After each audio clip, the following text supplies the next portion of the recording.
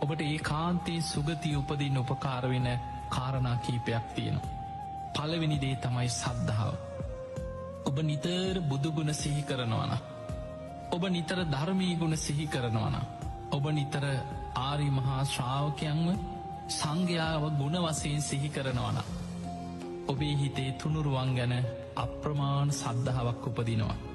එහෙම සද්ධාව ඉන්ද්‍රයක් හැටියට බලධර්මයක් හැටියට සේක බලයක් හැටියට දියුණු කරගත්ත කෙනා ඒ කෙනා කවද කොතන කොයි මොහොතේ මැරුණත් ඒ සද්ධාවම බලවත් වෙලා ඔහු මරණින් මත්තේ සුගතිගාමී වෙනවා. පිංහතුනි දවසක් දෙවිවරු පිරිසක් දිවිය ලෝකෙ සතුටු එමින් ප්‍රීති ගෝසා කරනවා. දෙවිවරු බුදු කෙනෙක් පහළ වෙනකොට බුදුන් සරණ යන අය නිසා දිවිය පිරිස වැඩි වෙනවා කියල දෙවියම් ප්‍රීති ගෝසා කරනවා.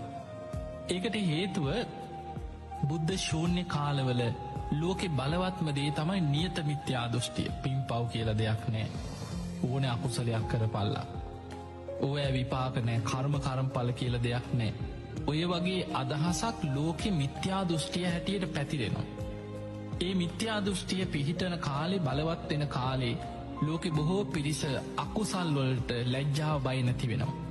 ඒ නිසා බොහෝ අකුසල් කරලා පව්කං කරලා මිත්‍යා දෘෂ්ටියේ යුතුව කටයුතු කරලා බොහෝ පිරිස මරණින් මත්තේ අපාගාමී වෙනවා. ඒ කාලවල මිත්‍යා දෘෂ්ටිය බලවත් කාලවල බුද්ධ ශූන්‍ය කාලවල දිවිය පිරිස අඩුවෙනවා කියලා.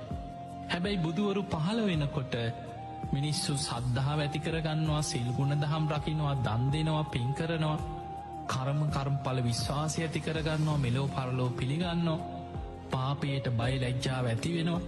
ඒ තුළ බොහෝ පිරිස මරණින් මත්තේ සුගතිගාමී වෙනවා. ගාථාවකින් කියනවා ඒකේචි බුද්ධන් සරණං ගතාසේ. ස්වාමීනී භාග්‍යතුන් වහන්සේ යමෙක් බුදුන් සරණ ගියොත් අවබෝධය නතිය ගමිස්සන්ති අපායන්. ඒ අය නං අපායවල්ලෝට වැටෙන්නෑ කිවා.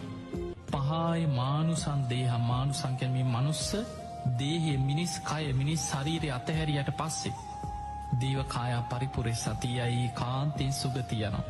එතන පෙන්නන්නේ දිවිය පිරිස වැඩි වෙනවා කියන බුදුන් සරණ යන අය නිසා.